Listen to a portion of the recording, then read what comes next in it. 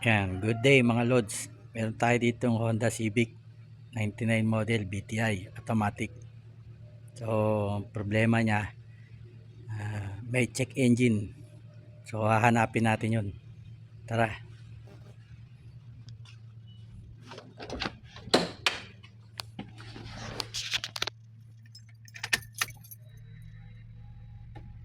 So, normal, namamatay. Start natin.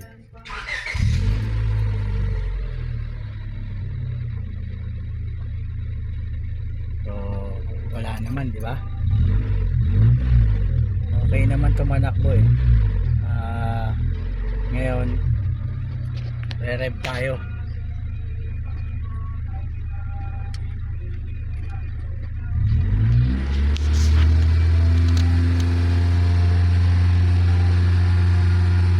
Yun, no?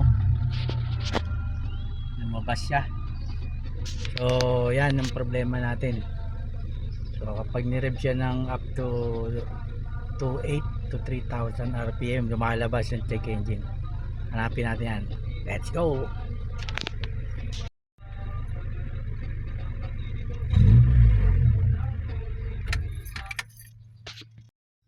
So, sa pagto-troubleshoot ng check engine code, so, itong model, meron tayong check connector na tinatawag. O, short connector, 2-pin connector, yan ang mga tawag dyan. So, dito yan makikita sa right hand kickboard panel sa front. Tanggalin natin yan. Hindi kasali itong chinelas, tanggalin muna natin. Yan. Ayan. So dito papansin nyo, ito yung computer box ECU. So meron siyang ganito. Yan. So kukunin natin yung 2-pin connector. Ayan natin to. Yun. Ito ang kailangan natin. So kakabitan natin yan ng dalawang yung kapirasong wire, short connector. Ko-connect natin doon.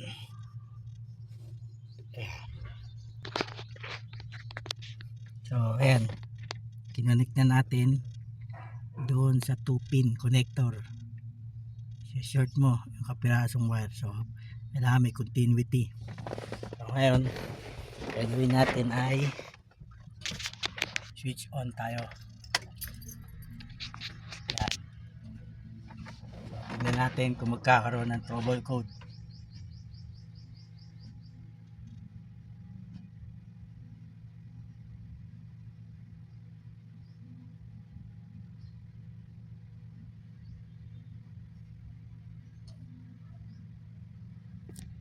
So walang lumalabas. Ngayon, gawin natin, palalabasin natin.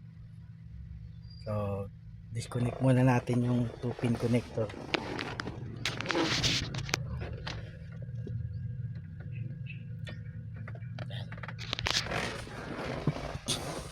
So start natin.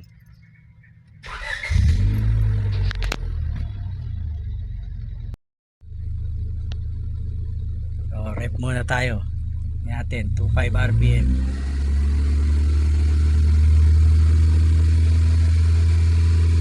Yun, lumabas na siya. So lagay natin yung check connector. Yan natin.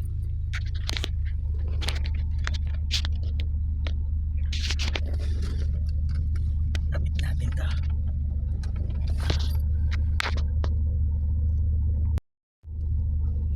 Ayun, kinabit na natin ulit. Tingnan natin.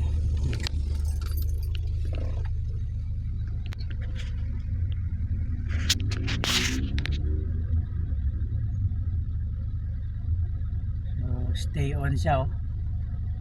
Ayaw niyang lumabas, ayaw magbigay ng code.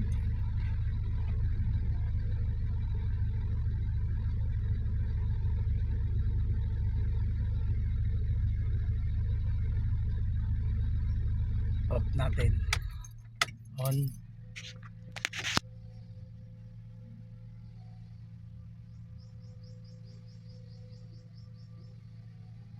So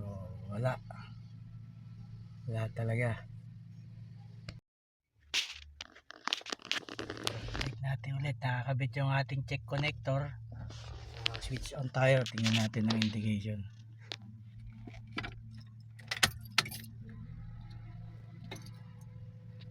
So yun, hindi siya nagbi-blink, so stay on. Usually kapag stay on yan as per manual, so ECU ang tinuturo niyang problema. So yan ang possible na problema. So kailangan ma-check yung ECU, same time may mga connection. So yan ang hahanapin natin. Tingnan natin.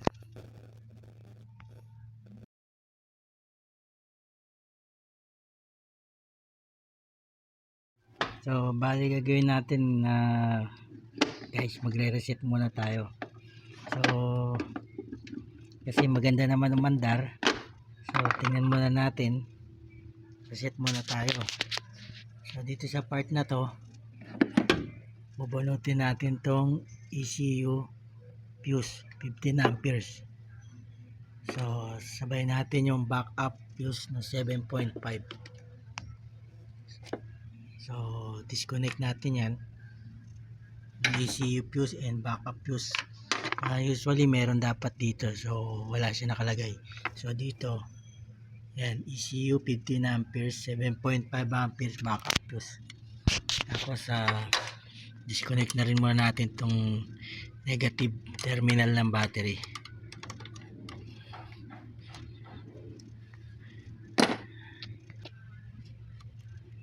Yan.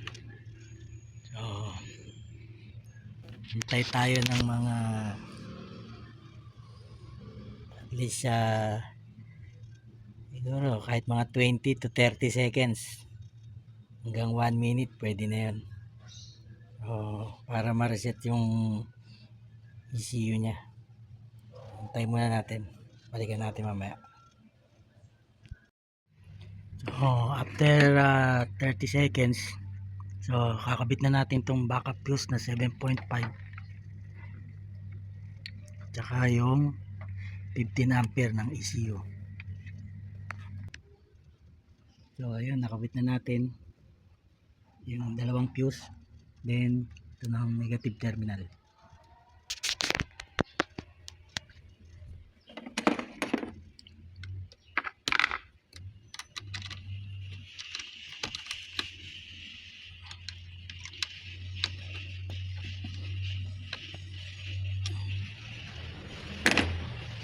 So mag-start na tayo, titingnan natin.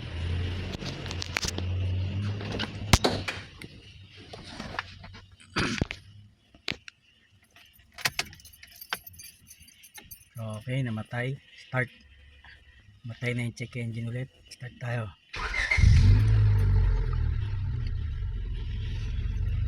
So kanina pag nire-rev mo siya ng almost 25 rpm to 3000 rpm, malabas siya. So titingnan natin ngayon, i-rev tayo.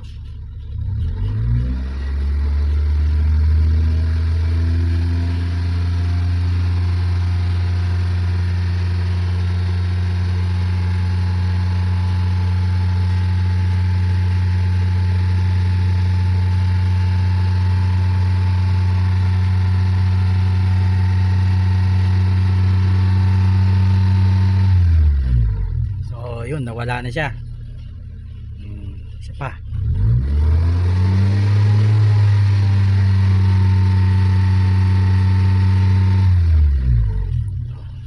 Wala na. So nagtagumpay tayo. So obserbahan na lang natin yan. So mga old goods na. So yun lang mga idol, sana nakatulong tong video na to. So nakakuha naman sa reset yung ECU nya, reset by disconnecting the battery, then the ECU fuse at saka yung backup fuse na 7.5 amperes. So sana may natutunan kayo sa video na to at sana makatulong. So actually all goods naman ang takbo niya, na kaya lang check engine normal naman, RPM, shifting, lahat. So kaya kailangan hanapin talaga natin mabuti, makasiguro tayo bago tayo magpalit ng mga pyesa, dahil medyo mahal yung mga pyesa. So siguraduhin natin na tama yung ginagawa natin procedure. So yun lang. So yun ang nakita nating trouble at saka remedy na ginawa natin. So panoorin nyo yung buong video. So, subscribe lang kayo sa channel natin. Comment lang kung may mga gusto pa kayong matutunan or magawa natin ng mga bagong video. Sa mga gustong matuto magmekaniko dyan, tsaka gustong mag DIY, so sana makatulong ako sa inyo. Maraming salamat and God bless all.